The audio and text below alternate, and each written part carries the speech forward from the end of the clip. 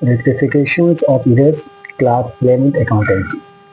Rectification of errors का मतलब समझिए पहले कि एरर्स के मतलब होते हैं गलतियाँ। रेक्टिफिकेशन का मतलब होता है सुधार। अब अपनी गलतियों को किस तरीके से हम इम्प्रूव करेंगे, कैसे सुधारेंगे, इस चैप्टर में हमको ये देखना है। क्योंकि जो अकाउंटेंट होते हैं, जो भी अकाउंट मेंटेन करते हैं, वो भी इंसान होते हैं, तो उनसे भी गलती हो सकती है। तो वो अपनी गलतियों को कैसे सुधारेंगे, तो सबसे पहले टाइप्स ऑफ एरर देखते हैं। टाइप्स ऑफ एरर में पहले क्या है, एरर्स ऑफ ओमिशन। ओमिशन का मतलब भूलना। इसका मतलब ये हुआ कि जो अकाउंटेंट हैं उन्होंने ट्रांजेक्शन तो किया लेकिन रिकॉर्ड करना भूल गए। जब उन्हें वो याद आएगा तो उसका ट्रांजेक्शन पास कर देंगे। जैसे goods amounting to 4000 have been sold on credit, यानी 4000 का जो गुड्स हमने क्रेडिट पर बेचा है, लेकिन no entry has been made in the books, लेकिन हमने बुक्स में रिकॉर्ड नहीं किया है। तो वो रिकॉर्ड नहीं किया है, जब याद आएगा तो रिकॉर्ड कर लेंगे। जिसको सेल किया है तो हमारे लिए डेटर्स होगा। हमारे लिए डेटर्स का मतलब होता है कि डेटर्स का मतलब ये है कि जिससे हमें पैसा लेना है। तो डेटर्स अकाउंट यानी personal account, debtors account debit 4000 to sales account. दूसरा है एरर्स ऑफ कमीशन।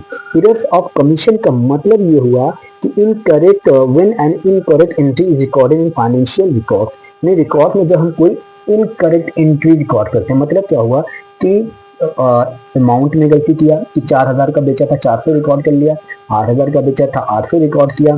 साइड में गलती किया, डेबिट करना था क्रेडिट कर दिया, क्रेडिट करना था डेबिट कर दिया।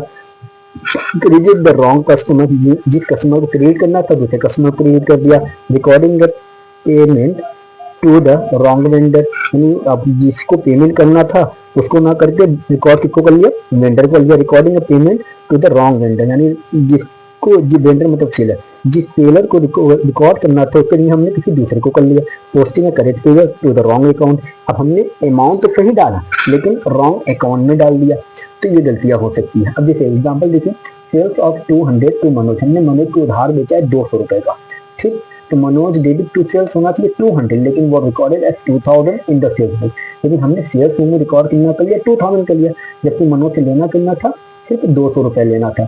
तो 1800 हमने ज्यादा कर लिया। तो रेक्टिफाई कैसे करेंगे, अब 1800 से ज्यादा दिखाया है तो सेल्स जो क्रेडिट था सेल्स को क्या करेंगे, डेबिट, मनोज को वापस क्या कर देंगे, क्रेडिट कर देंगे। 1800 ले लोगे। तीसरा आता है errors of principle. Errors of principle का मतलब है कि नेचर में गलती करना, नेचर को ही पूरी तरीके से चेंज कर देना, यानी कैपिटल एक्सपेंडिचर को रेवेन्यू एक्सपेंडिचर कर देना, रेवेन्यू एक्सपेंडिचर को कैपिटल एक्सपेंडिचर कर देना।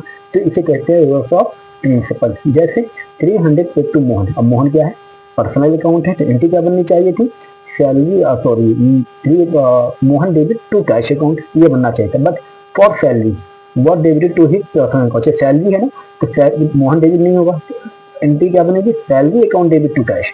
क्यों, क्योंकि नेचर में जो सैलरी है वो हमारा एक्सपेंस है, नॉमिनल अकाउंट है, लेकिन सैलरी को रिकॉर्ड करने के बजाय इंस्टेड ऑफ सैलरी को हमने रिकॉर्ड किसको कर दिया, पर्सनल अकाउंट में रिकॉर्ड कर दिया। नेचर पूरी तरह से चेंज हो गया।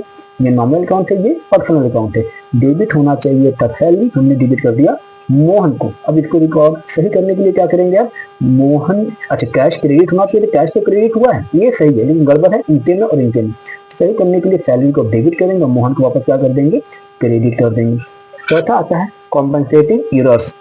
कॉम्पनसेटिंग एरर्स का मतलब होता है it is an accounting mistake that is cancelled out by another user so that the final total is not affected, यानी एक गलती को सुधारने के लिए हमने दूसरी गलती की, यानी ये देखिए कह रहे हैं that is cancel out by another user, यानी जो गलती किया है उस गलती को कैंसिल करने के लिए हमने दूसरी गलती की, जिससे कि हमारा जो फाइनल टोटल है वो अफेक्ट ना करे। यानी 400 से डेबिट गलती किया था, मैच नहीं कर रहा था, हमने 400 से क्रेडिट भी दिखा दिया, यानी ये भी गलत हो रहा है। तो इससे क्या होगा, हमारा ट्रायल बैलेंस मैच कर जाएगा और फाइनल टोटल में कोई असर, कोई अफेक्ट नहीं पड़ेगा।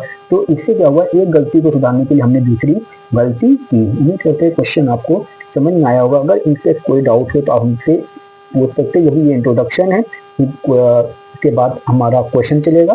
Thank you.